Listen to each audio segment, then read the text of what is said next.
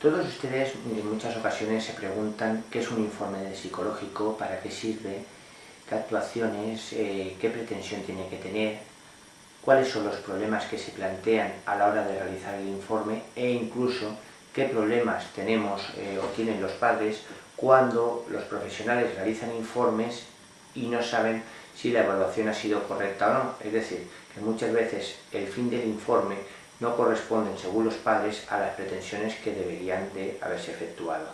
Bien, vamos a intentar a través de esta pequeña introducción, esta pequeña charla, el poder un poco abordar todo ese tipo de problemas que nos plantean a los padres. En primer lugar, los informes es obvio que son la prueba que muchas veces tiene el juez para poder decidir a qué progenitor debe dar la custodia o cuál progenitor debe estar más capacitado a la hora de entablar la relación paterno-filial, el que esté con su hijo más o menos tiempo. Bueno, los informes deben ser y deben tener las siguientes características. En primer lugar, es obvio y lógico que esté fundamentado primero en los derechos humanos, luego en los derechos del menor, en unos derechos constitucionales que evidentemente están reconocidos los principios generales en esos derechos anteriormente mencionados, y luego dentro del marco del código deontológico de psicólogos, en los cuales está obviamente configurado que debe generar el niño y debe tener tanto el padre como la madre. Por lo tanto, debemos de partir que en principio ambos progenitores deben de estar capacitados, algo que, como luego vamos a comprobar, no es así en la práctica. En la práctica muchas veces ya se parte de que uno de los progenitores tiene muchísimo más valoración, muchísimo más justificación social, más que justificación científica, para que se le otorgue la custodia.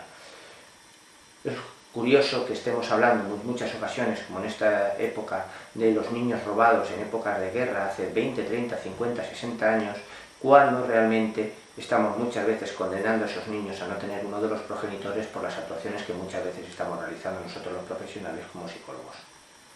Y en realidad, los psicólogos, nuestra pretensión es que, si bien en un presente la configuración de la situación familiar puede ser X, tenemos que pensar en cómo puede ser en un futuro, es decir, cómo establecer terapias familiares, cómo establecer la mediación para esa pareja, cómo establecer o evitar esos conflictos que se generan con los menores, cómo poder modificar esas conductas para tener una sociedad mejor. Es decir, debemos de construir y mantener el equilibrio del ambiente familiar, no el poder potenciar esa lucha, que es lo que a lo largo de estos años vengo observando que sí que se está produciendo dentro de los condicionamientos del sistema judicial.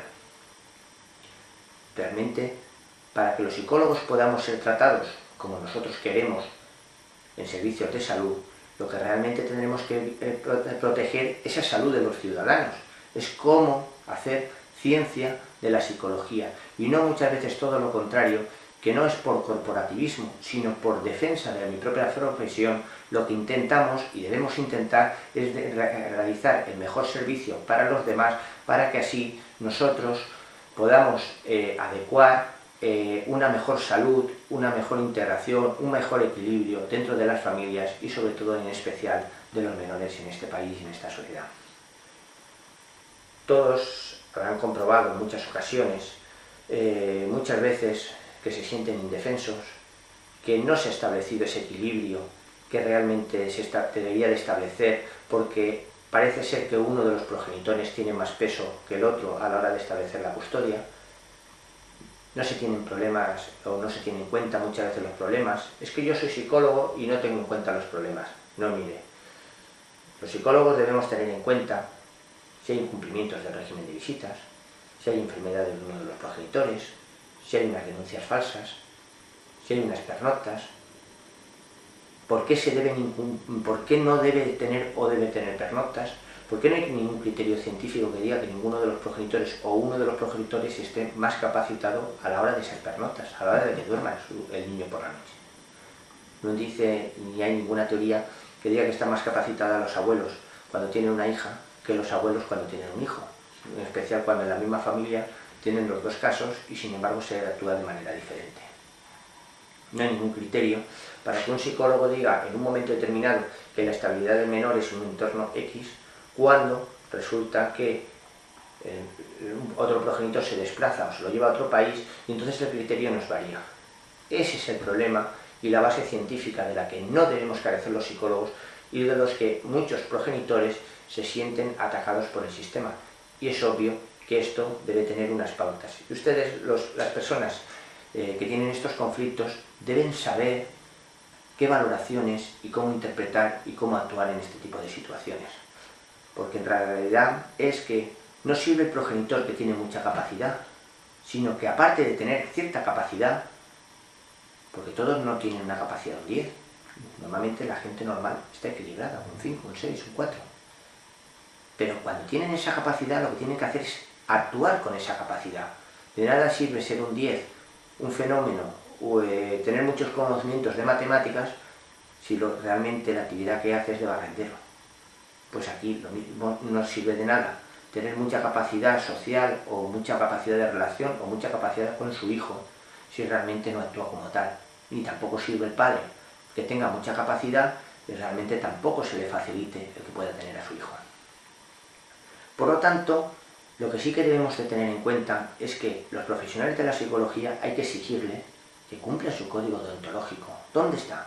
Pues evidentemente, como puedo ver o valorar y puedo describir, por ejemplo, tenemos el artículo 6, donde habla de la protección de los derechos humanos, la responsabilidad, la honestidad de los psicólogos. El artículo 12, donde habla de ser prudente y crítico, muchas veces en las actuaciones, así como cauto. El artículo 15, donde habla de la consideración, respeto y atención a las personas que debemos de tener. El artículo 17, la utilización de métodos, instrumentos y técnicas y procedimientos adecuados, no por ejemplo como pasa, estamos hablando de la Comunidad Catalana, donde no se efectúa ningún tipo de prueba ni utilización, simplemente se basa en la simple entrevista, en los que, como después veremos, no se realiza ningún análisis de veracidad del contenido de la situación, con lo que no se puede abordar si la situación de lo que me ha comentado uno u otro progenitor en un momento determinado es veraz o no. Después está el artículo 24, donde dice que no pueden ser mal utilizados las actuaciones ni en contra de nadie. Es decir, entre dos progenitores capacitados no le podemos dar la custodia a uno de ellos por el simplemente sesgo del sexo. El artículo, por ejemplo, 29, donde habla que nosotros no nos podemos prestar a tener ninguna situación confusa en nuestro papel, o el artículo 48, que dice que los psicólogos debemos ser claros, precisos, rigurosos e inteligibles. Todo este tipo de situaciones son las que las personas deben pedir para que se efectúe el trabajo nuestro de la manera más adecuada. Nosotros, desde nuestras valoraciones, desde nuestro equipo de atención psicológica, vamos llevando una actuación en la que enmarcamos padre y madre. Desde estas actuaciones establecemos unos criterios que podemos definir muchas veces o definiríamos en los diferentes temarios o libros que hemos realizado, criterios para someter a ambos progenitores y establecer una puntuación. Esto, desde un punto de vista tanto ético como lógico como práctico, serviría para que valorásemos los progenitores cuál tiene más capacidad, no por el simplemente hecho de con quien más ha vivido, con quien más ha estado el menor o con quien incluso a pesar de haberle maltratado, porque a dejar a uno de las necesidades, sobre todo si tiene un infante, y luego le va a causar unos daños en el futuro, es maltratar. Por lo tanto, debemos de tener claro muchos enfoques y sobre todo los neófitos en la materia, ustedes los que me están escuchando, a la hora de valorar qué es un informe. Mirad, el informe puede ser un informe clínico, puede ser un informe psicodiagnóstico, puede ser un informe de competencia parental o un informe de custodia. Diferencias. El informe clínico es obvio que la cooperación que vamos a tener con el entrevistado es máxima. Así, el informe de psicodiagnóstico también. ¿Por qué? Porque va a intentar solucionar los problemas. Mientras que en un informe judicial, tanto bien de competencia parental como de custodia, va a haber unas diferencias. Que la persona va a intentar ser más atrayente para el profesional que está delante, porque intenta tener unas ganancias. Y aquí hay una lucha entre progenitores. Con lo que si no realizamos ningún análisis de veracidad, los profesionales no podemos establecer nada objetivo. Es subjetivo. Me cae mejor, me parece más guapa, me parece más atractivo o me parece... Ese es el error de los profesionales implicados en la materia. Ahí es donde debemos de trabajar y debemos involucrarnos. ¿Por qué? Porque el informe lo que conlleva es que sea claro, es que sea relevante, es que esté fundado, es que demos unos criterios realmente científicos, es que incluso describamos los escenarios, las pautas de conducta. ¿Por qué? Porque es el interés superior del menor, el bienestar